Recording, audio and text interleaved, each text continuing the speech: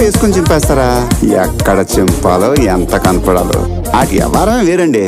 ఆ తెవలపై మరి మహేష్ బాబు త్రివిక్రమ్ కాంబినేషన్లో వచ్చిన గుంటూరు కార చిత్రము బాక్స్ ఆఫీస్ దగ్గర కాసుల వర్షం కురిపిస్తుంది. 130 కోట్ల బ్రేక్ ఈవెన్ బరిలో దిగిన ఈ చిత్రము మొదటి రోజు దాదాపుగా 35 కోట్ల రేంజ్లో షేర్ కలెక్షన్లో, 65 కోట్ల రేంజ్లో గ్రాస్ కలెక్షన్లో వచ్చింది.